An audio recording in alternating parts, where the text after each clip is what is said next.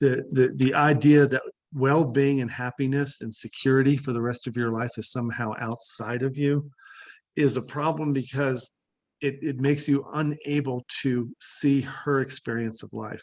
When you start requiring what's outside of you to be a certain way and treat you a certain way and feel you in certain ways, you become a slave to that, and you have no empathy for that because it's your drug. It's almost like Right. people who use cocaine and heroin don't have much empathy for cocaine and heroin. They're just a tool. They're supposed to be there to help take off the edge and make them feel better, happier, more alive, more alert, whatever it is. We don't have any empathy. It's our tool. And this is how women start to feel. They feel objectified, not just sexually, which is very common, but they feel objectified as a tool for a man's sense of self-respect and Yeah. well-being. And that is the number one cause of divorce. I like to say really big, bold things like that. The number one cause of divorce, and why women initiate over 2/3 of divorces, is because they're with a man who has yet to exude or give her an experience of a man who has high self-esteem and self-respect. That's what our work is all about. Now, I want to give one analogy story, and that's the Wizard of Oz story. If the guys remember the scene where the lion and the scarecrow and the Tin Men are all up, they're at the wizard now, and he's booming, and the fire is coming out, and the scarecrow just caught on fire, and they're trying to put him out. They're all inches from death. I mean, they're moments from certain death, and the feeling of doom, and they have no control, and they're scared. And that dang little dog is a 6-pound dog named Toto, pulls a curtain back. And for the men listening to this video, I know you're remembering it was a little man with gray hair and a microphone. But what I want you to see now, when Toto pulls that curtain back, what you see is your wife is an 8-year-old girl. Her hair is messed up, and she's been crying. And all tears are coming down her face. Her dress is torn, and her shoes are unbuckled and dirty. And she's had the shittiest day ever, and she doesn't know what to do. And you can almost cry when you hear this story. And as I tell it, like, man, if there was a time in my marriage, if anybody would have told me that that was the truth, not the truth that I thought, that she didn't like me and I wasn't attractive and all that, if I would have known the truth that that's generally what's going on behind an angry woman, oh my God, what I would have been and what I would have done differently. Yeah, and then to find out that whole posturing, hiding behind the curtain in the first place is just feeling like there's no alternative. There's, a woman feeling unloved is, she feels like she has very little recourse, Yeah. And it's not helped by the fact that most men can't get to that point because they believe they need that from her. And so this is where I like to take this scenario with men is, if your partner has some part of your well-being, where do they get it, right? Mm-hmm. What is the well-being store that they go to fill up on well-being so that they can keep handing it to you?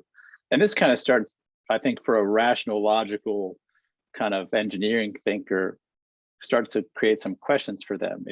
If she gets it somewhere, then she must have the ability to replenish it. Because we can't say she gets it from me, because I already confessedly don't possess it, right? So if I don't have it to give to her, well, then she's got to have a source.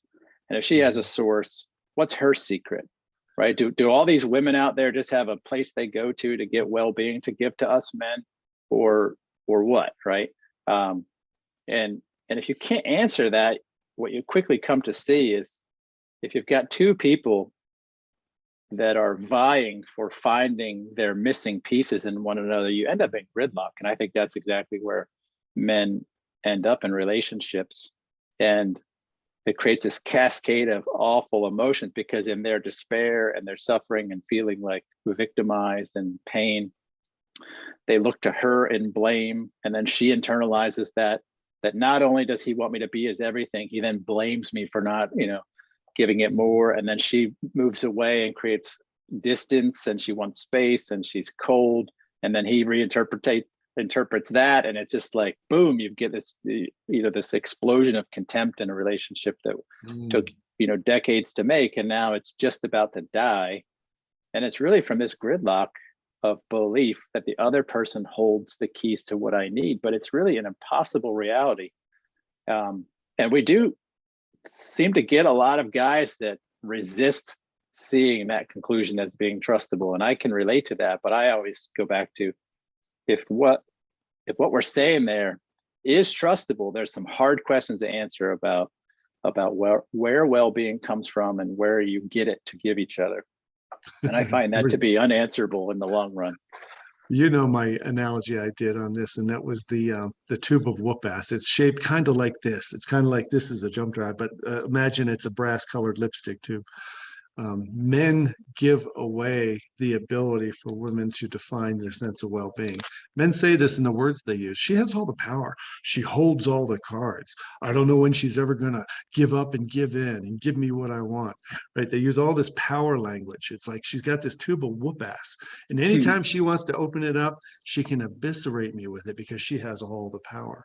And I asked the question, what is that power that she has, the secret power that she can do with this that nobody else, not your boss, your kids, nobody can do it. Not even your best friend can do it. And you know what he always says? I guess the bottom line is that she has the power to hurt me like nobody else can hurt me. Yep. Then we have a long conversation about the word hurt.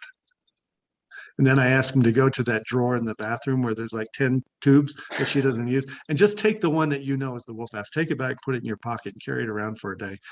Take that. When you say, where does she get the ability to fill you up? Yeah, it's from that little tube of whoop ass. Take it back, dude.